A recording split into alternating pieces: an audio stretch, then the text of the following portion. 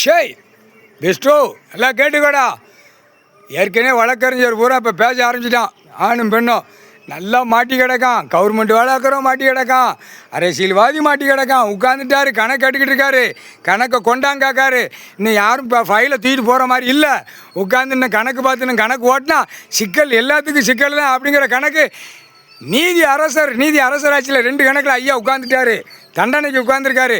என்னைக்கு என்ன நடக்க போதோ, ஏன்னா அடி துவைச்சி எடுத்து விடுவாருன்னு வழக்கறிஞர் பூரா பேச ஆரம்பிச்சிட்டான்.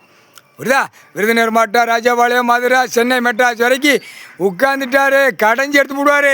வீட்டில் பருப்பு கடைஞ்ச மாதிரி கடைஞ்சி திங்கியாடா அந்த மாதிரி ஒரு கடைவார் ஐயா.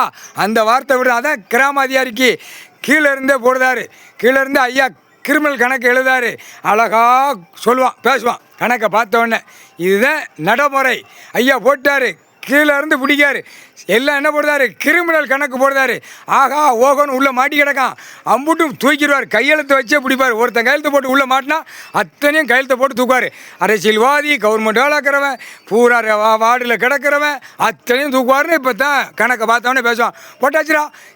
கீழே இருந்தே பிடிக்காரு. எல்லாம் கிரிமினல் கணக்கு எழுதாரு. முக்கால் சத்தியம் கிரிமினல் கணக்கு. கண்ட சிரிக்கு மேலே ஒரு எத்திட்டு உள்ளே தூக்கி தள்ளுவார். முக்கால் சத்தியம்டா.